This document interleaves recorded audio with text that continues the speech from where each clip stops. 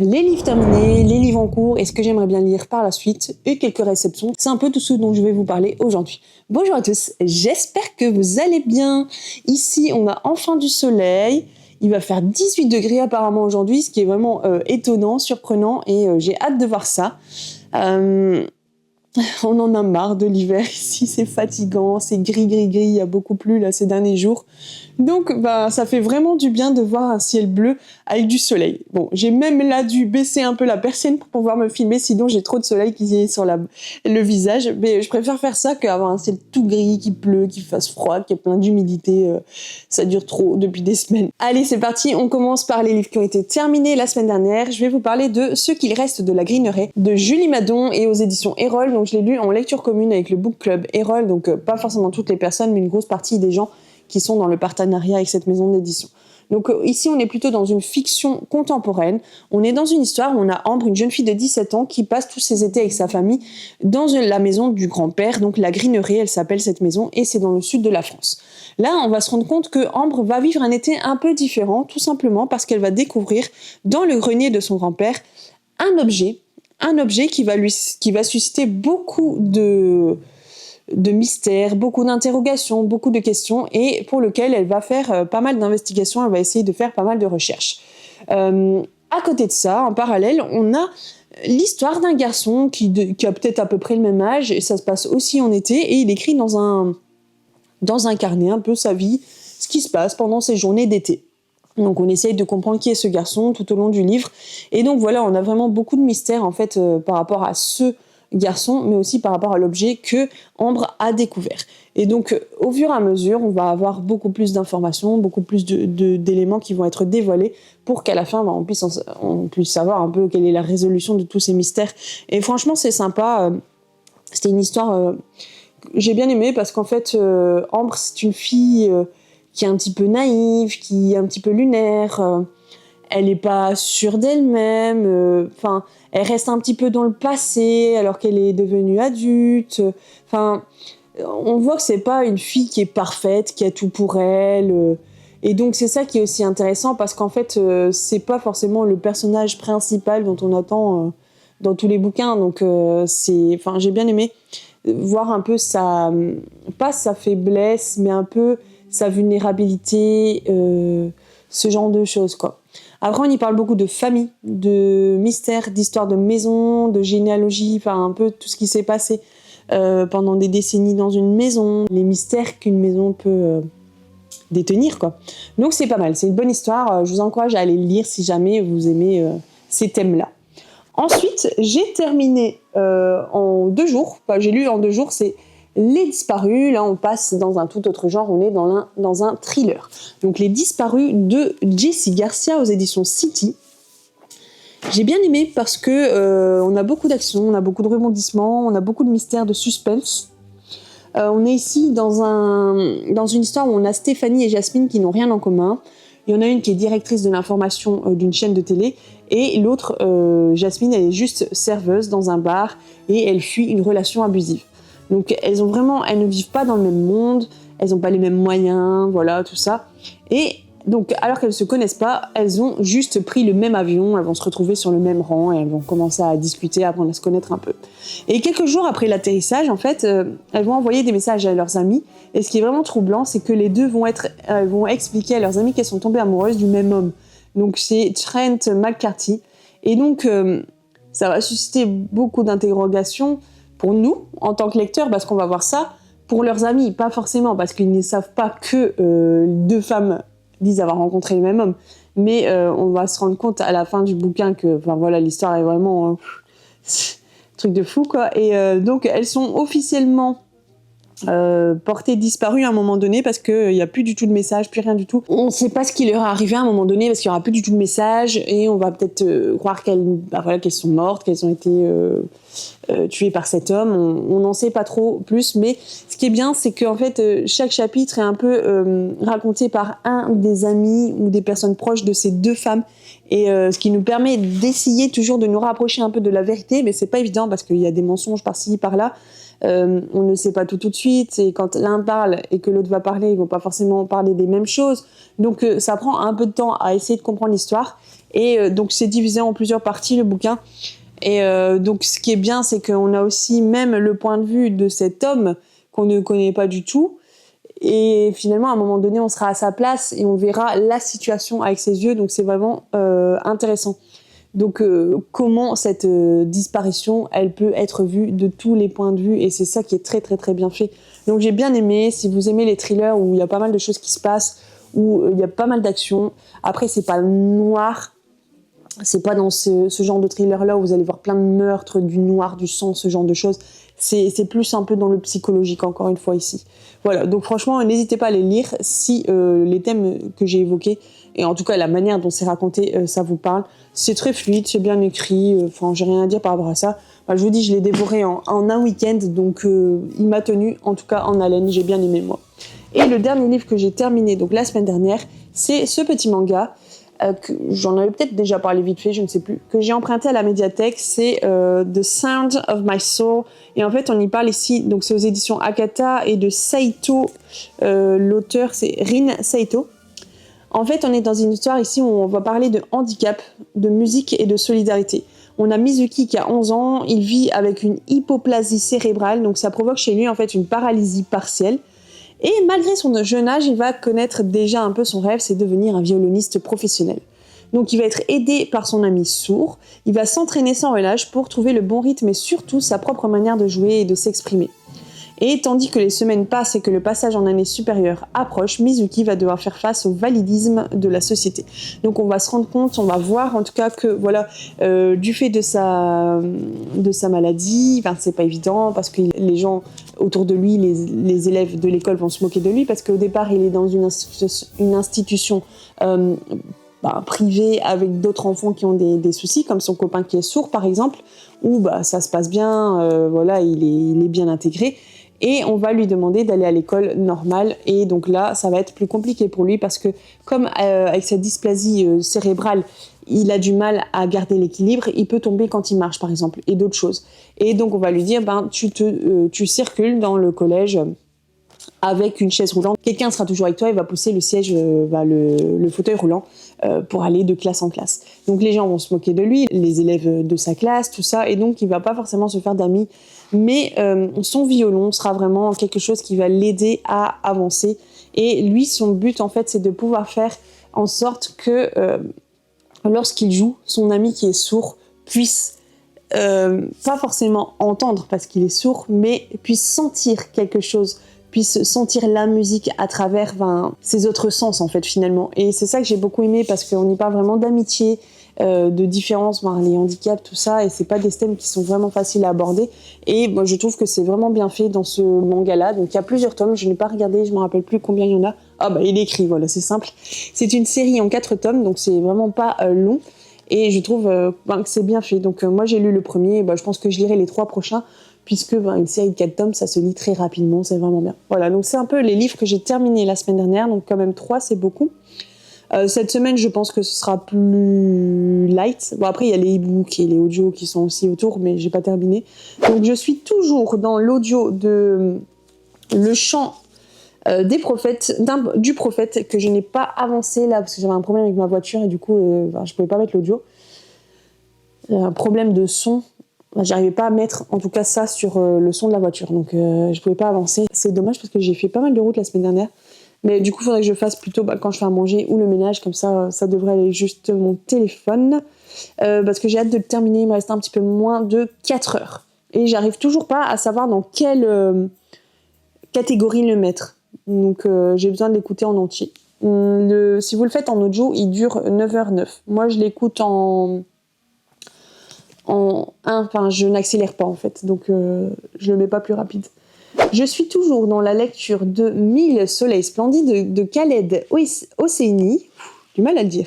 Je le lis en e-book, mais j'ai retrouvé le bouquin. Il est dans, si vous voulez aller voir ma vidéo 26 livres pour 2026, j'avais mis dedans, donc c'est un des premiers livres que je lis, je pense, de cette liste-là. Donc on est déjà fin février, 26 livres, faut que j'avance là. Franchement, je suis très contente de cette lecture, même si c'est dur au niveau de ce qui est évoqué dans l'histoire. On y parle de Mariam, qui est une fille qui a était contrainte de se marier avec un homme violent. Et donc, vous imaginez la vie de couple, tout ça, elle est vraiment un peu emprisonnée. Lorsqu'elle sort, elle est obligée de mettre une burqa, on voit que ses yeux. Il contrôle tout, elle ne peut vraiment pas faire grand-chose. Et ensuite, il y a une autre femme qui va arriver dans la maison. Il va se marier avec une autre femme, donc il aura 2 femmes. Et cette femme, c'est Leïla, donc une beaucoup plus jeune. Et donc, ça va être une épreuve encore plus difficile pour Mariam parce que elle va être mise en retrait, quoi, et elle va être encore moins bien vue de cet homme. Il va être encore plus dur avec elle, il va la battre, plein de choses comme ça. Et donc c'est vraiment difficile. On a aussi un arrière-plan et le contexte du pays, de ce qui se passe. Donc il y a de la guerre, il y a des mouvements d'armée, tout ça qui se passe autour. Alors c'est pas forcément le truc qui m'intéresse le plus, donc je retiens pas les noms de tous ceux qui passent, les présidents, nanani, nananer. Le régime change pas mal, et du coup les lois aussi, et on voit que pour les femmes, tout ce qui est les lois pour les femmes, elles s'endurcissent en fait avec le temps. Au lieu de s'améliorer, eh bien ça devient de plus en plus dur. Donc les petites libertés qu'elles avaient gagnées des années avant, elles sont à nouveau perdues en fait. Donc c'est vraiment difficile pour elles. Donc elles rêvent toujours d'espoir, ces 2 femmes-là, mais bon, avec cet homme qui est toujours derrière, la loi qui est pour les hommes et pas pour les femmes, c'est très très très compliqué de pouvoir s'en sortir. Donc c'est très dur comme histoire, mais j'aime vraiment bien. J'apprends beaucoup de choses. J'aime beaucoup la plume de l'auteur. Je n'avais jamais lu d'autres livres de cet auteur-là, et en fait, alors qu'il fait 400, un peu plus de 400 pages, c'est déjà quand même un beau pavé. Franchement, ça se lit bien. Moi, je l'avais mis en 2 semaines. Pour le lire en 2 semaines, je le lis en lecture commune avec une autre personne. Et là, il me reste moins de 100 pages, peut-être à peu près 70 pages. Donc, je suis vraiment vers la fin. Je pense que d'ici, demain, après-demain, je l'aurai terminé parce que j'aime vraiment beaucoup. Et je lis donc plutôt en version numérique le soir avant d'aller me coucher. Et en fait, comme la plume est pas compliquée, elle est facile à lire, je trouve que ça se lit assez facilement, en tout cas assez rapidement surtout. Le vocabulaire n'est pas compliqué, les phrases sont pas très fluides comme je vous l'ai dit tout à l'heure. Donc c'est vraiment très très très intéressant. Et moi j'ai lu très peu de livres sur ces pays-là en fait, donc j'apprends beaucoup. Je sais des choses par rapport à ce qui se passe dans les médias, ce que j'entends, des gens autour de moi. Mais c'est vrai que par la littérature, j'en ai lu très peu sur ces pays-là. Ça m'intéressait pas forcément avant, parce que je me disais, j'ai pas forcément envie de lire des livres de pays où les gens sont opprimés, où les gens n'ont pas de liberté, surtout les femmes, et aussi pas forcément envie de lire des livres où il y a de la guerre finalement. Mais là, la guerre, elle est là, mais c'est pas le plus, on va dire, le principal de l'histoire, quoi. Le principal est vraiment centré sur ces femmes-là. Ce qui se passe dans leur vie, leurs droits, leur liberté, tout ça, quoi. Donc c'est vraiment vraiment intéressant. Si ce thème vous intéresse, n'hésitez pas à aller lire ce livre-là, et n'hésitez pas aussi à me dire dans les commentaires si vous avez déjà lu un livre de cet auteur-là ou même celui-ci. Ça m'intéresse beaucoup. Je sais qu'il a écrit aussi Les Cerfs-volants de Kaboul. Il me semble que c'est un titre qui est assez connu. Moi, vous vous doutez bien, vu que c'est mon premier de cet auteur-là, j'ai pas lu celui-là. Mais si vous l'avez lu, j'aimerais bien avoir votre avis. Est-ce que vous avez aimé ce livre-là ? Est-ce que c'est fluide dans l'écriture ? Est-ce que c'est intéressant au niveau de l'histoire ? Quels sont les thèmes évoqués ? Un peu tout ça, quoi. Ça m'intéresserait peut-être de le lire, pourquoi pas. Donc n'hésitez pas. Si jamais vous n'êtes pas encore abonné à la chaîne, faites-le. Mettez un like, mettez un commentaire. On est là aussi pour partager nos lectures, pour nous donner tous ensemble des recommandations par rapport à ce qu'on aime bien. On peut aussi donner des idées, c'est vraiment sympa. J'aime bien quand il y a des échanges aussi. Il y a tellement de variétés de lecture, de genres de lecture, qu'on peut vraiment s'entraider et se donner vraiment de bonnes idées de lecture pour nos prochains livres à lire. Donc voilà, ensuite j'ai commencé, et j'aimerais le terminer cette semaine, c'est Via Camilla de Justine Bull, et c'est aux éditions Hachette. Donc voilà, je l'avais reçu en masse privilégiée Babelio. Il m'avait proposé, donc j'avais dit oui. Donc là, je change de genre, de registre. On est dans un livre plutôt de la catégorie romance. Et ce que j'aime bien dans ce livre-là, je voulais pas lire une romance, bateau, où il se passe toujours un peu la même chose. Donc je m'étais dit, est-ce que je le prends ou pas ce bouquin-là? On me l'a proposé, donc j'étais pas obligée de le prendre. Ce qui m'a intéressée dans cette histoire-là, c'est qu'on y parle du monde de la mode. Et moi j'ai bien aimé les séries télé comme Ugly Betty ou Le Destin de Lisa, enfin, ce genre de choses. J'ai lu un roman l'année dernière sur aussi qui se passait dans le monde de la mode. Je saurais plus dire c'est qui l'a écrit et le titre, j'oublie vite. Faudrait que je cherche.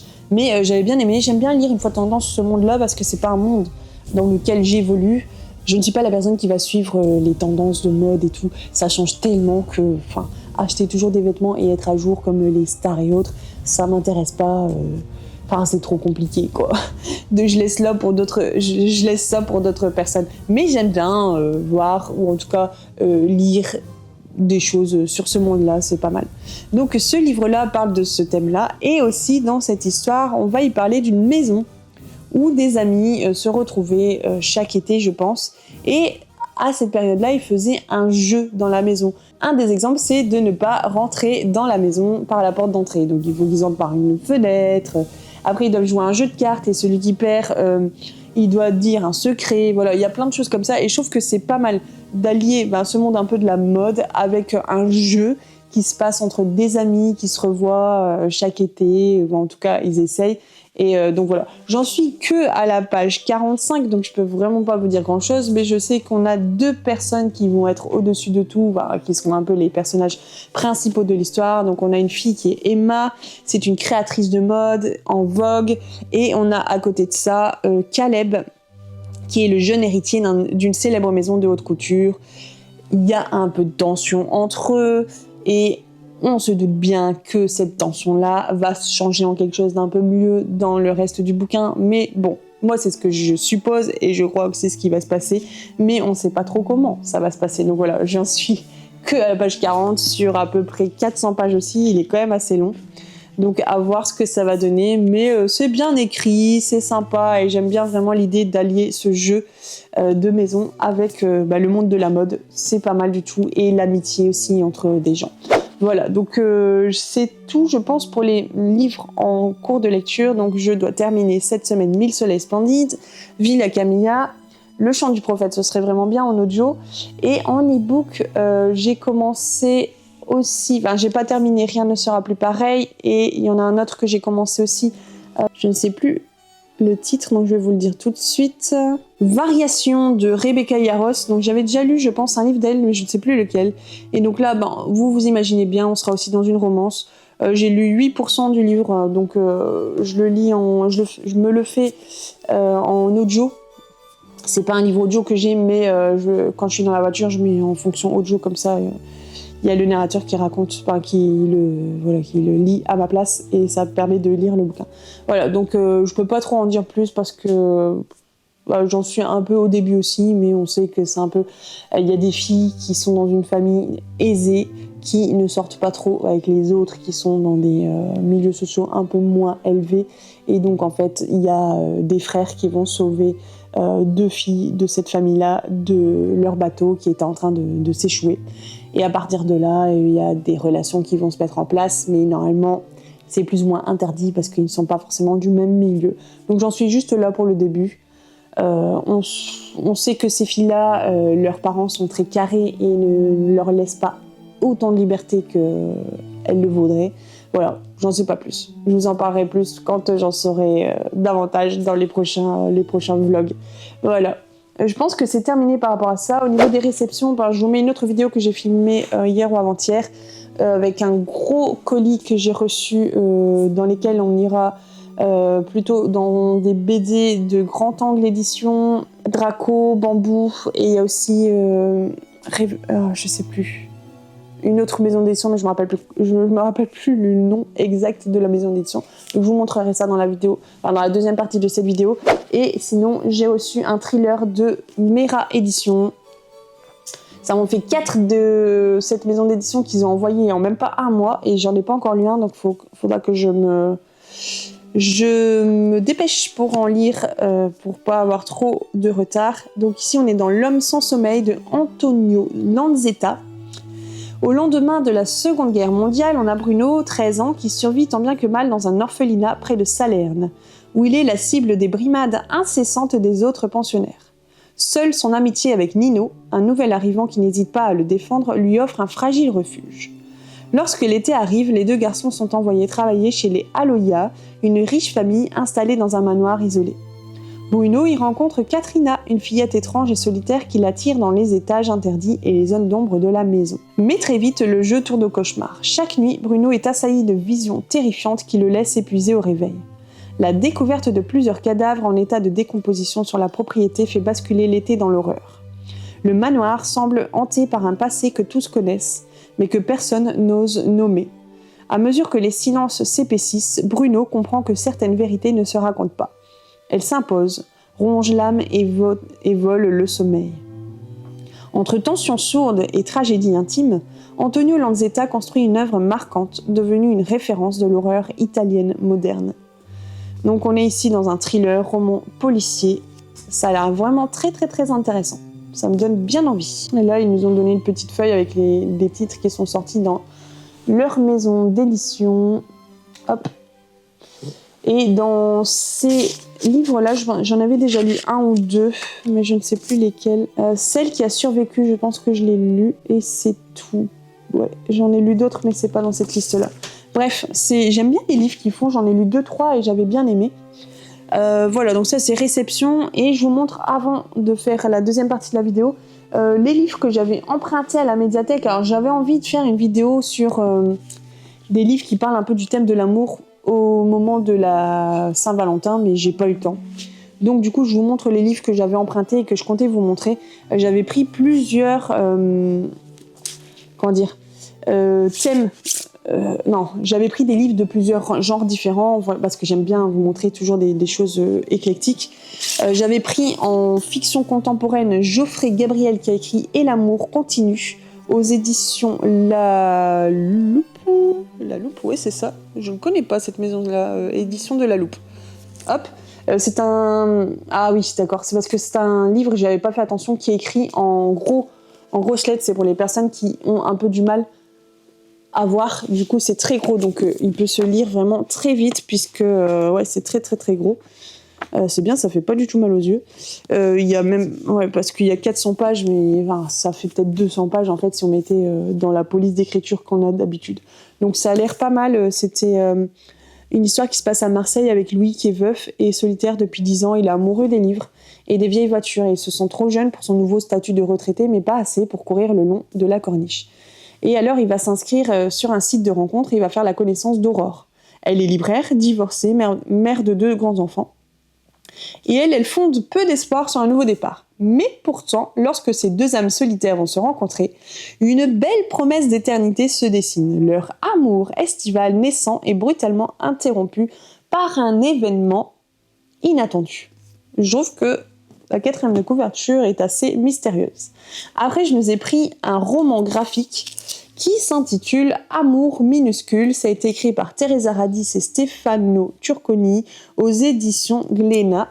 Donc je ne l'ai pas encore lu et il est gros. Donc la vie, c'est ce qui arrive quand on a d'autres projets.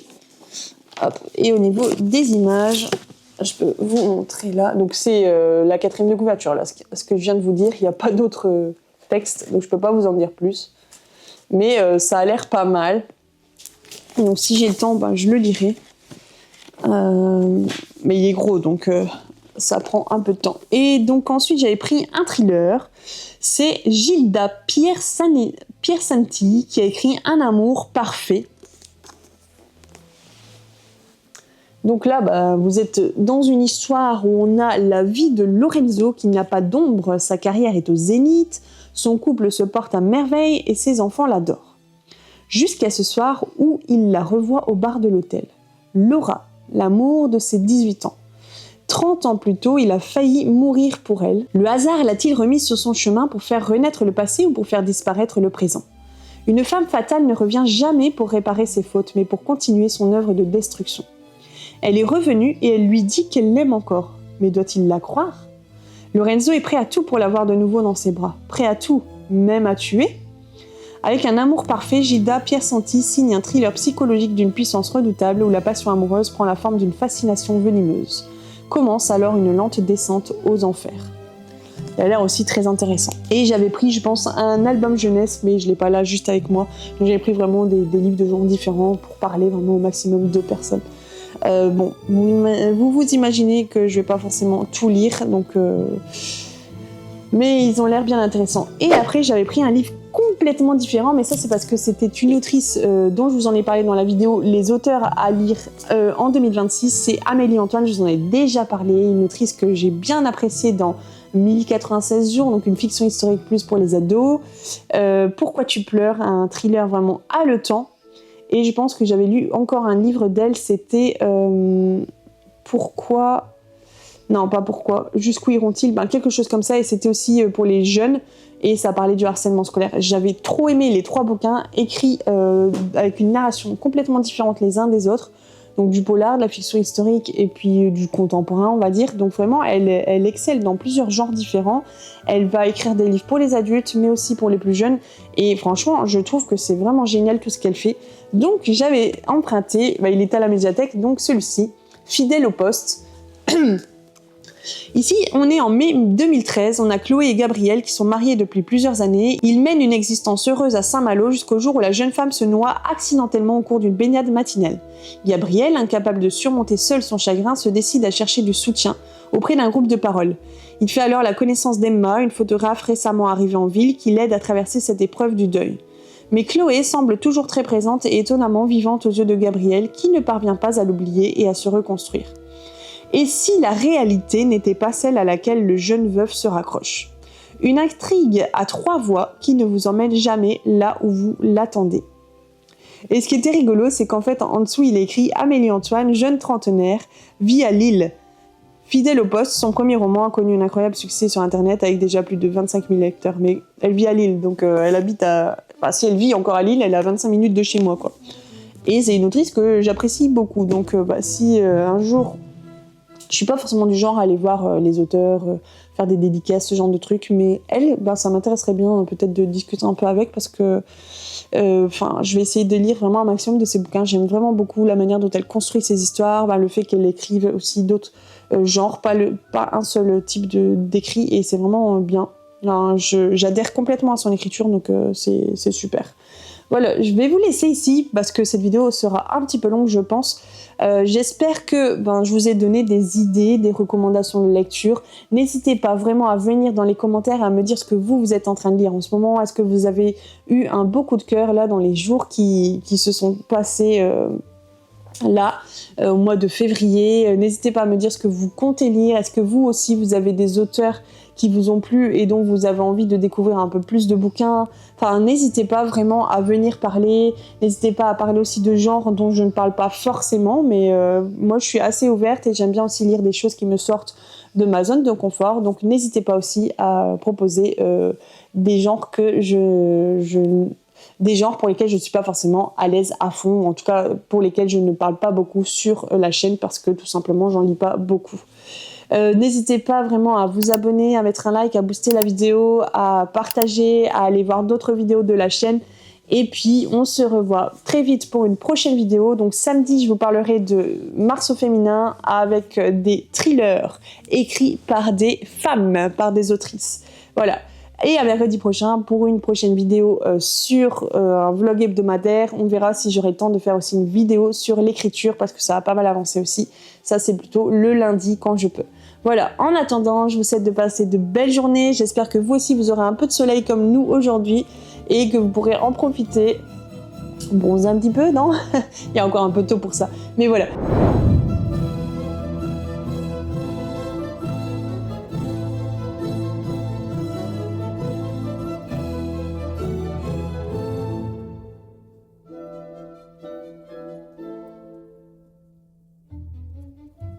Et si on ouvrait tous ces colis ensemble? Alors c'est pas un book haul C'est pas un book haul normal puisque je n'ai rien acheté, ce sont juste des services de presse que j'ai reçus tout d'un coup en fin de semaine dernière et donc je me suis dit que ça pouvait être sympa de faire une sorte de book haul, de book unboxing. Le book unboxing ça parle pas forcément beaucoup alors que le terme book haul, voilà, quand on le voit, on sait que c'est plus des achats de livres, on va montrer des nouveautés et finalement on est un peu là-dedans, sauf que c'est juste pas mon argent qui est passé là-dedans, c'est juste des services de presse pour lesquels il faudra bien sûr que je fasse un retour. Mais j'avais envie de vous montrer toutes ces nouveautés et on va rester un petit peu dans un thème de roman graphique, ce genre de choses, puisque au niveau du format concrètement on n'est pas dans le roman ici, vous imaginez bien. Donc c'est parti, je vais vous montrer un peu tout ça.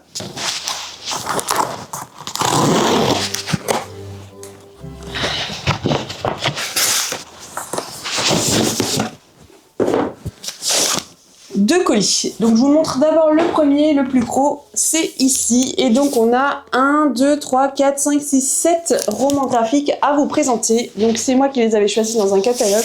On a pour première BD, c'est une bande dessinée à lire et à écouter. J'en avais déjà eu une. Donc celle-ci, c'est Les Petits Mythos. Peut-être que vous connaissez, c'est assez connu chez Bamboo Édition. Et donc ça va être sympa à écouter en même temps que voir les images, je trouve que c'est bien. Je trouve qu'une BD à écouter, je l'ai déjà fait sans les images, c'était bien, mais il manquait un peu quelque chose.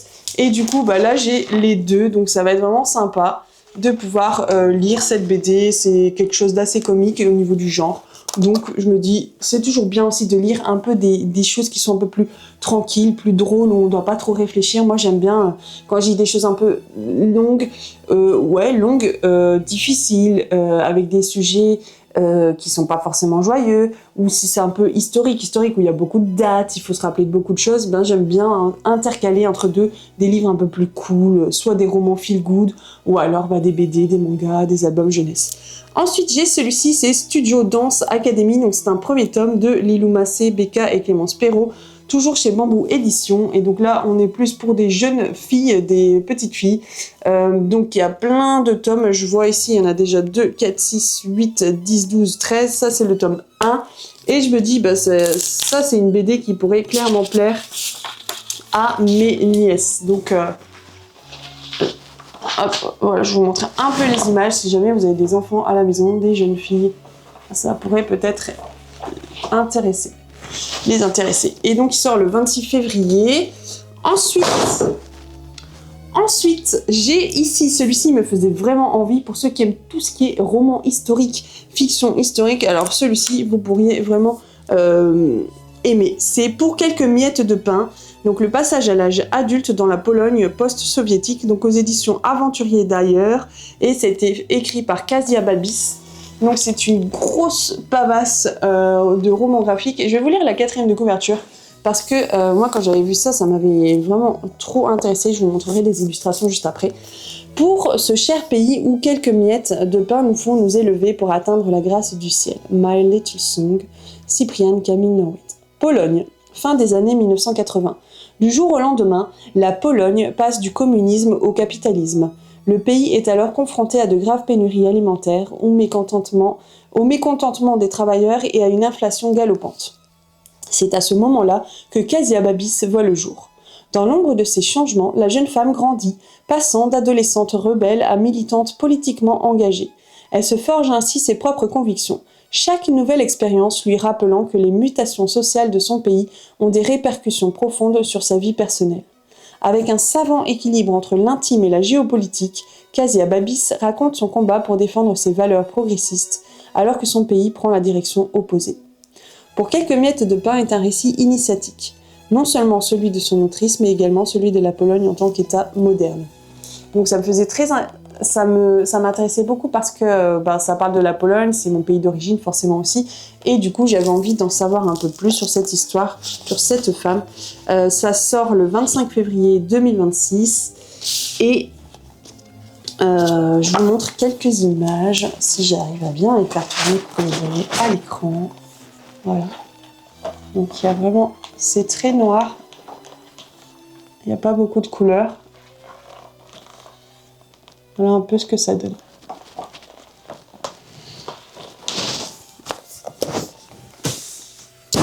Prochaine BD, on retourne un peu pour l'enfance, les ados, Le Dimanche perdu de Ileana Surducan, aux éditions toujours Aventuriers d'ailleurs. Donc ça sort le 25 février aussi. C'est une histoire complète, on y parle de burn-out et de contes. Hop, donc c'est ici, c'est ça la BD. Et donc dans le monde de Nina, le dimanche n'existe pas. Du lundi au samedi, les corvées s'enchaînent sans jamais un instant de répit. Épuisée par cette vie sans pause, la jeune fille décide d'affronter l'impossible. Descendre au fond du puits pour libérer le dimanche, prisonnier d'une redoutable sorcière. Donc comme je vous disais, on y parle de burn-out, mais sous forme un peu contée.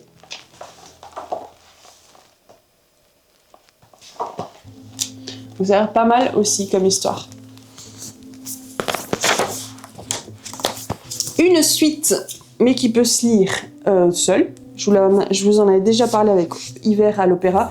C'est Printemps à la Charité de Philippe Pélaez et Alexis Chabert aux éditions Grand Angle. Donc j'ai déjà lu Automne en baie de Somme et Hiver à l'Opéra. Et donc ça, c'est sur le printemps. Donc il y en a 4. Il y a aussi l'été qui paraîtra. Et donc ici, on est dans le Paris de la Belle Époque. Être un survivant du bazar de la Charité n'est pas sans risque. On est toujours dans les années 1800 à la fin, donc 1897 ici, à Paris, et quelques semaines après l'incendie du bazar de la Charité, les survivants meurent dans d'étranges circonstances, victimes d'hallucinations terrifiantes. L'inspecteur Amaury Broyant, flic brisé, opiomane et hanté par la mort de sa fille, est chargé de l'enquête. Des salons de la haute société au bas-fond de la capitale, il s'enfonce dans un mystère où science, culpabilité et vengeance s'entrelacent. Sa rencontre avec Blanche d'Ambreville, fascinante entomologiste, pourrait bien faire basculer l'affaire et sa propre raison. Donc je vous en avais déjà parlé, c'est de la fiction historique. Ici, on est dans un 3e tome, mais comme je vous le disais pour le 2e tome, vous pouvez les lire très bien sans avoir lu les autres tomes parce que vous avez un résumé au début qui vous dit un peu ce qui s'est passé dans le tome précédent. Et comme c'est une histoire toujours complète, où on n'a pas de suite réellement, à part un personnage, le flic, qui va rester dans les tomes. Mais sinon, ça se lit vraiment très bien de manière indépendante. Ici, j'ai Mort Blanche de Guy de Toussaint et Olgado aux éditions Grand Angle encore. Donc on est dans une toute autre histoire. Je vous montrerai la 4e de couverture après. Donc on va se retrouver ici dans la neige finlandaise, donc en Finlande. On a un tireur solitaire qui va traquer ses ennemis et les souvenirs qui le hantent. Au nord de la Finlande, un fantôme rôde sur les lacs gelés. Riku, surnommé Mort Blanche, traque en silence, marqué par des années de guerre et par des traits indélébiles sur son visage, vestiges de son enfance brutale. Dressé à ne jamais cligner des yeux, il a grandi entre la violence de son père et la douceur de Lumi, la voisine, qui lui a appris à observer la vie plutôt qu'à tuer. En 1939, l'invasion soviétique le précipite dans une guerre où il devient un tireur invisible, effaçant ses traces et semant la peur dans les forêts enneigées. Des décennies plus tard, alors que la glace se fissure, Riku doit choisir. Rester la légende vivante qui est devenue ou revenir dans le monde des vivants. Donc ça a l'air très intéressant aussi. Et on est un peu dans un tout autre genre, un peu historique quand même, mais avec plus d'action, à une autre période, on va dire.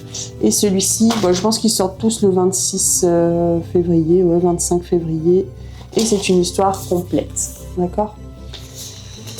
Et le dernier de ce gros paquet, c'est Alaska de Philippe Charlot et Tchéco, donc toujours chez Grand Angle Éditions. Ils font des belles BD. Et je vous lis la 4e. On est en Alaska. De nos jours, le permafrost fond inexorablement. Anna, jeune paléontologue, est envoyée dans la baie de Long Cross pour étudier les ossements d'un mammouth libéré des glaces. Derrière cette mission scientifique, elle poursuit en réalité une quête intime, comprendre la disparition de sa mère survenue 25 ans plus tôt.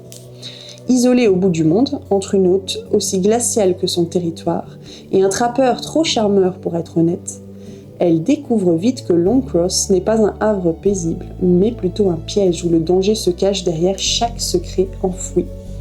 Lorsqu'un corps refait surface et qu'un tir retentit dans la vallée, la science ne suffit plus. Survivre devient alors l'unique priorité. Quand j'avais lu cette 4e de couverture, je m'étais dit « Waouh, ça a l'air trop bien ». Donc ici, on est plutôt dans un thriller, donc une BD, mais dans le genre du thriller. Ça a l'air vraiment sympa. Pareil, ça sort le 25 février. Je vous montre quelques images.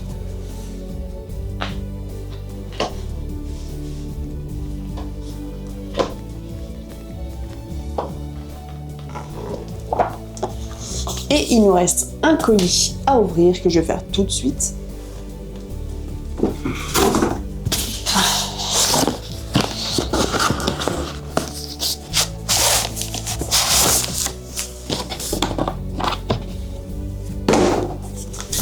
Il est emballé.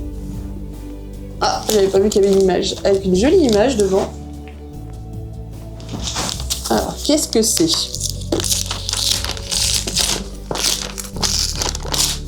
Hop, j'ai enlevé la petite image. Jolie, jolie.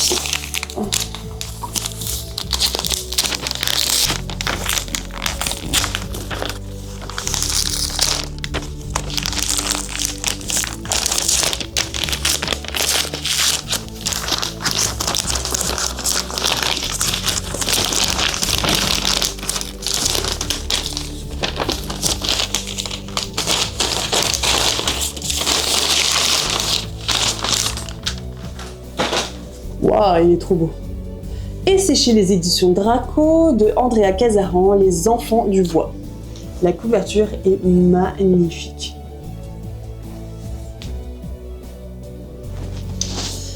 Pour son anniversaire, Aliénor reçoit un cadeau particulier de la part de son père inventeur. Un petit frère au corps de métal. Malade depuis des années, la jeune fille espérait autre chose. Surtout que le jouet se nomme Blaise, comme le petit frère qu'elle n'a jamais connu, et que son père prétend qu'il a une âme. Flanqué du garçonnet qui l'agace, Aliénor va un jour découvrir la vérité sur sa soi-disant maladie. Les deux enfants fuient alors dans les bois où fantômes, ghouls et secrets les attendent. Donc pareil, ici on est dans une histoire complète, donc il n'y a pas de second tome. Oula, j'avais pas vu, mais à l'intérieur il y a plein de choses. On a des petites cartes, très jolies. Le petit frère, j'imagine.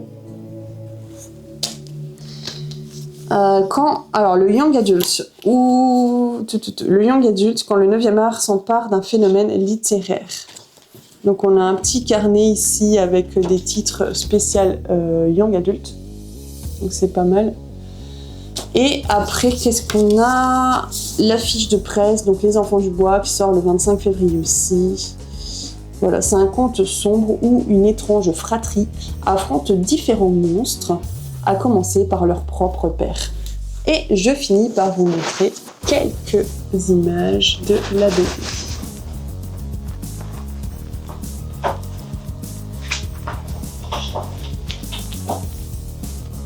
J'ai du mal à montrer comme ça, mais voilà. Hop. Alors, de toutes ces BD là, de 2, 4, 6, 8 BD, est-ce qu'il y en a une qui vous intéresse particulièrement? Je vous les montre à nouveau. Donc on a Studio Dance Academy, Les Petits Mythos, donc en BD à écouter. Les Enfants du Bois, donc un tome complet, il n'y a pas de suite. Pareil pour celui-ci, Alaska. Mort Blanche, aussi pareil, un tome simple. Printemps à la Charité, donc on est plutôt dans l'historique.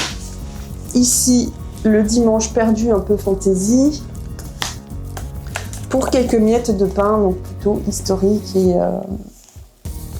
plutôt historique. Donc lequel vous fait un peu plus envie dans les livres que j'ai pu recevoir, dans ces BD que j'ai pu recevoir? Est-ce que vous en lisez un peu? Je sais que certaines d'entre vous ne lisent pas forcément de BD ou n'êtes pas forcément intéressés par ce genre.